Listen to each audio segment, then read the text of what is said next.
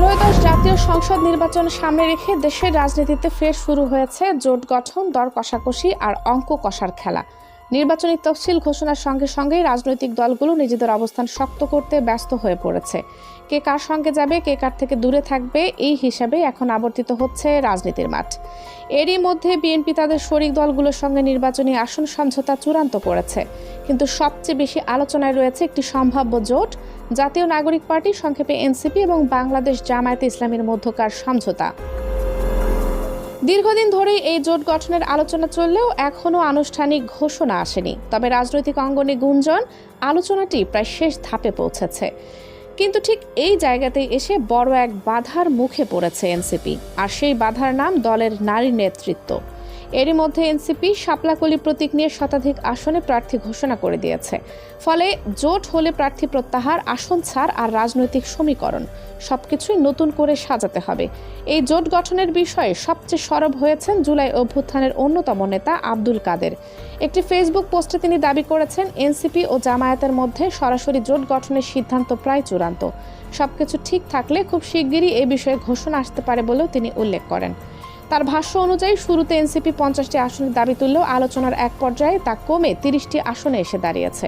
আর এই সমঝোতার অংশ হিসেবে এনসিপি বাকি প্রায় 270টি আসনের প্রার্থী না দেওয়ার বিষয়েও নীতিগতভাবে সম্মত হয়েছে, এমন দাবিও উঠে এসেছে। অন্যদিকে 8 দলীয় ইসলামী জোটের একাধিক সূত্র জানাচ্ছে, জামায়াত, ইসলামী আন্দোলন বাংলাদেশ এবং খেলাফত মজলিসের সঙ্গে এনসিপির আসন ভিত্তিক সমঝোতা প্রায় চূড়ান্ত। মনোনয়নপত্র উত্তোলনের শেষ দিন পর্যন্ত আনুষ্ঠানিক ঘোষণা না এলেও ভেতরে ভেতরে আসন বন্টনের সিদ্ধান্ত হয়ে যাবে এমন ইঙ্গিত দিচ্ছেন জোটের নেতারা।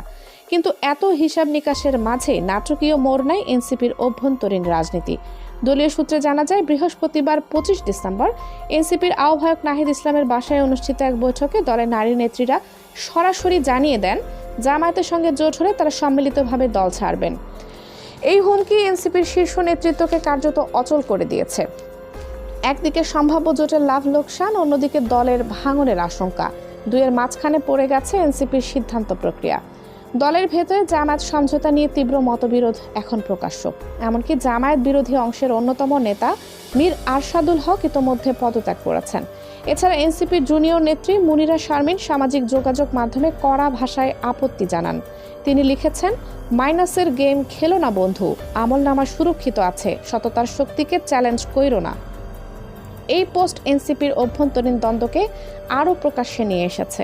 তবে এনসিপির ভেতরে আরেকটি অংশ আছে যারা জামায়াতের সঙ্গে সমঝোতার পক্ষে। তাদের যুক্তি, জামায়াত 30 থেকে 35টি আসন ছাড় দিতে প্রস্তুত। পাশাপাশি এসব আসনে সাংগঠনিক জনবল ও আর্থিক সহায়তার আশ্বাসও দেওয়া হয়েছে।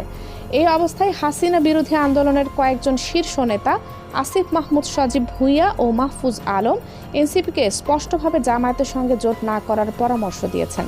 তাদের আশঙ্কা, এতে জুলাই আন্দোলনের মূল শক্তি হিসেবে এনসিপির যে ভাবমূর্তি তৈরি হয়েছে সেটি মারাত্মকভাবে ক্ষতিগ্রস্ত হতে পারে।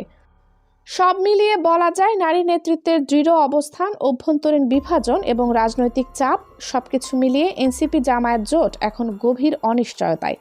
আগামী 12 ফেব্রুয়ারির নির্বাচনের আগে দেশের রাজনৈতিক মেরুকরণ কোন দিকে মোড় নেয় সে প্রশ্নের উত্তর এখনও সময়ের হাতে।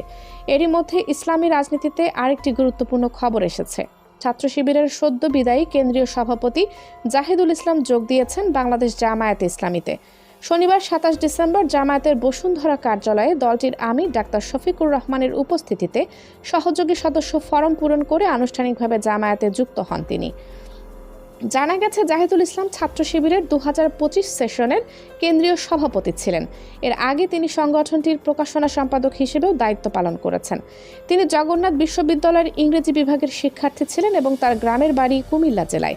এদিকে আসন্ন ত্রয়োদশ জাতীয় সংসদ নির্বাচনে ঢাকা 13 আসনে প্রার্থী হচ্ছেন বাংলাদেশ খেলাফত মজলিসের আমির মাওলানা মোহাম্মদ মামুনুল হক। আগামীকাল রোববার দুপুরে তিনি আনুষ্ঠানিকভাবে মনোনয়নপত্র জমা দেবেন। তার ব্যক্তিগত সহকারী মাওলানা জাকির হোসাইন বিষয়টি নিশ্চিত করেছেন। তিনি জানান, রোববার দুপুর 12টায় আগারগাঁওয়ে ঢাকা জেলা নির্বাচন কমিশনের কার্যালয়ে গিয়ে মনোনয়নপত্র দাখিল করবেন মামুনুল হক। এ সময় তার সঙ্গে দলের শীর্ষ নেতারাও উপস্থিত থাকবেন। উল্লেখযোগ্য বিষয় হলো, জামায়াত সহ 8 দলের যে নির্বাচনী সমঝোতার আলোচনা চলছে সেই প্রক্রিয়ার অংশ হিসেবেই খেলাফত মজলিসও যুক্ত রয়েছে। সব মিলিয়ে ত্রয়োদশ জাতীয় সংসদ নির্বাচন ঘিরে দেশের রাজনীতি এখন চরম উত্তেজনার মধ্য দিয়ে যাচ্ছে। জোট, ভাঙন, আপোষ আর প্রতিবাদ, এই 4 উপাদানে নির্ধারিত হবে আগামী দিনের ক্ষমতার সমীকরণ। রাজনীতির এই নাটকীয় পালাবদলের দিকে তাকিয়ে এখন গোটা দেশ। Kaniz Fatema Soma, desk news, 0 TV.